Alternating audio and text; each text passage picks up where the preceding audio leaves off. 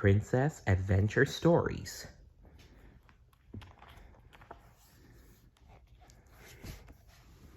Ooh.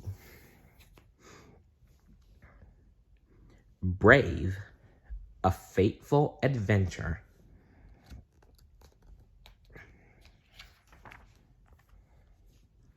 Long ago, in the lush green highlands of Scotland, lived a princess named Merida. She had 3 mischievous little brothers named Hamish, Hubert, and Harris. Her father, King Fergus, was very jolly, even though his leg had been bitten clean off by a demon bear many years ago. Merida's mum, Queen Eleanor, was loving but strict. She kept Merida very busy. As the future queen, Merida had many responsibilities. Her days were filled with long classes and do's and don'ts. But every once in a while, Merida had a day to herself.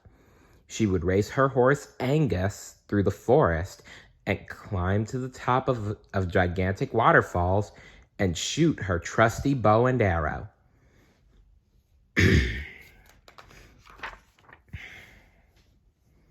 One evening, Merida received some very unpleasant news.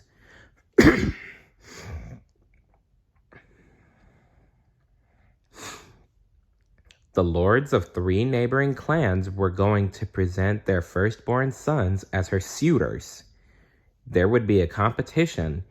The winner would be given Merida's hand in marriage. Merida was upset. She didn't want to get married. But then she realized something. She was a firstborn too, and it was up to her to pick the competition. She chose archery. I used to be an archer. That's right. It was back when I was in 10th grade. Yep. The day of the competition arrived. All the suitors lined up.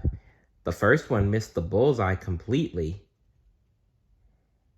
The second did not do much better. The third hit the bullseye, but Merida wasn't worried. "I'll be shooting for my own hand," she announced.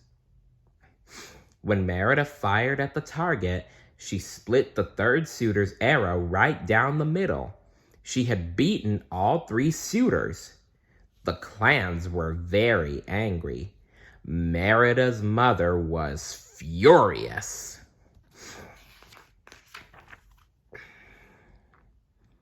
"You don't know what you've done," Queen Eleanor scolded when she and her daughter were alone. "It will be fire and sword if it's not set right." Merida was upset. She picked up her sword and slashed the family tapestry in 2. Eleanor threw Merida's prized bow into the roaring fire. Heartbroken, Merida ran to the stable. She and Angus raced off into the forest. Angus stopped dead in his tracks. Merida flew through the air, landing hard on the ground. When she stood up, she found herself in a ring of giant stones. Then she saw strange lights that seemed to be beckoning to her. They were the mysterious will-o'-the-wisps. Merida followed the lights to a cottage in the woods. She walked up and opened the door. Inside stood a witch. "I want a spell to change my mum," Merida cried. "That will change my fate." "Last time I did this was for a prince," the witch warned. "He demanded I give him the strength of 10 men. The witch began to toss strange things into her cauldron. There was a flash of brilliant green light. Then she pulled a small cake from the bubbling goo and gave it to Merida.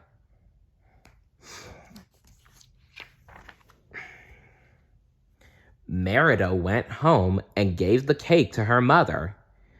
As soon as Queen Eleanor took a bite, she began to feel woozy.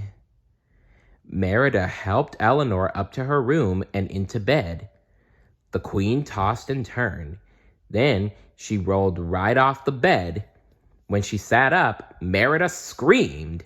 The witch's spell had transformed her mother into a huge bear with large teeth and razor-sharp claws.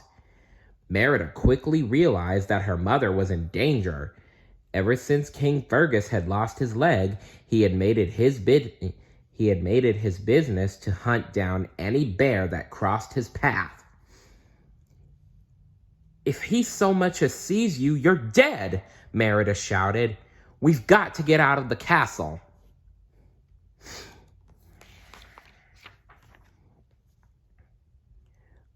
Mother and daughter raced out of the castle and into the forest to find the witch and reverse the spell. They could not find her, but she had left Merida a message. "By the second sunrise, your spell will be permanent unless you remember these words.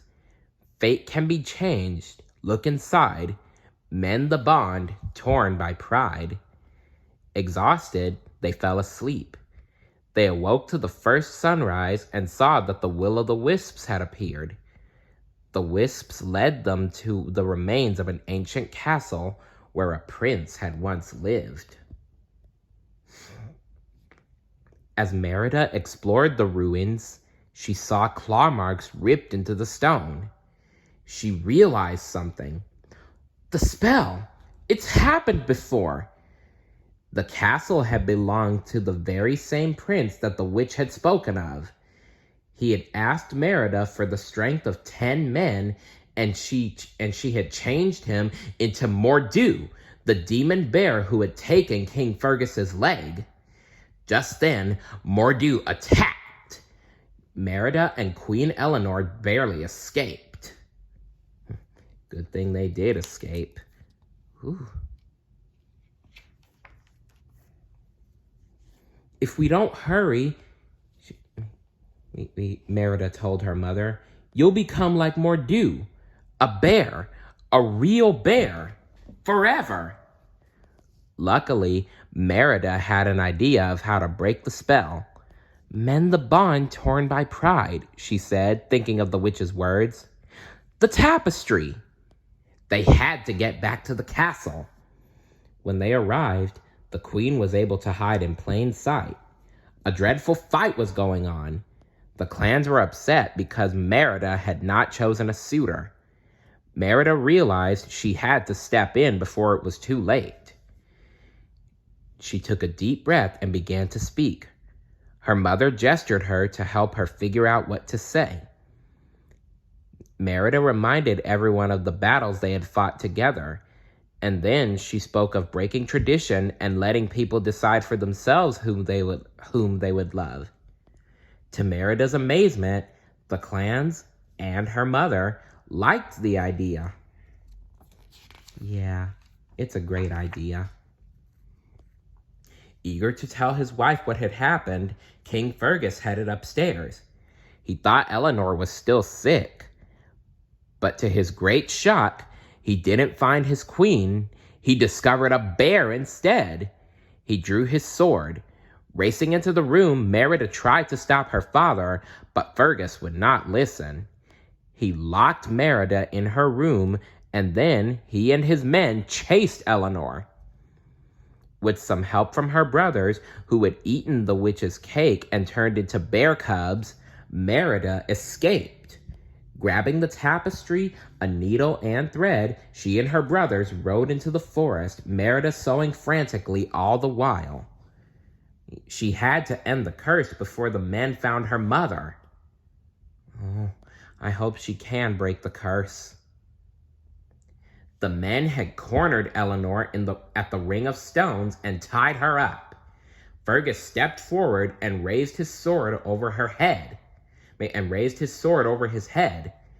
Merida had to do something. Thinking quickly, she threw herself in front of Queen Eleanor.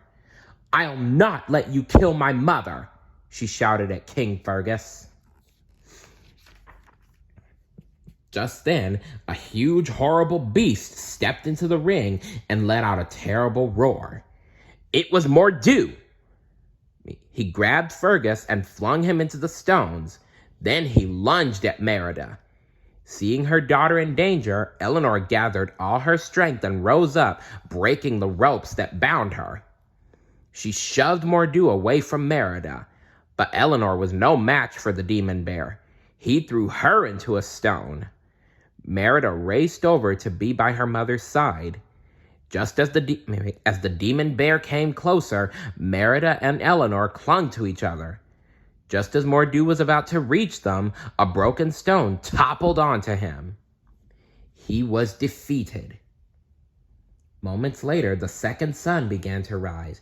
Merida quickly placed the mended tapestry over her mother and closed her eyes. When she opened them, Queen Eleanor was still a bear.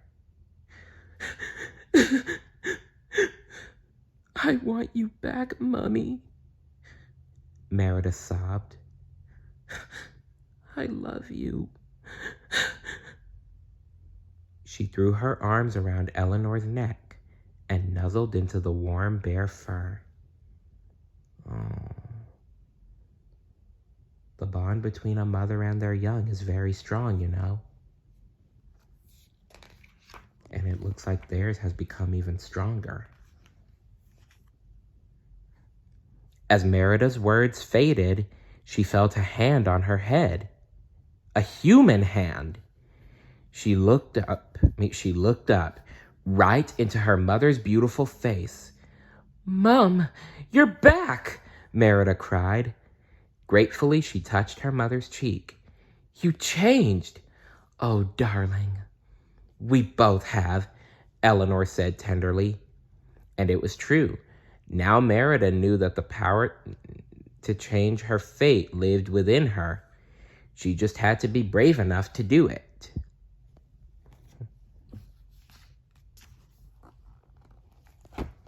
The end. So, wait, not the end. My bad. So remember, if you want to change your fate, you have the power to do so lives within you. You just have to be brave enough to do it. See you later. Bye.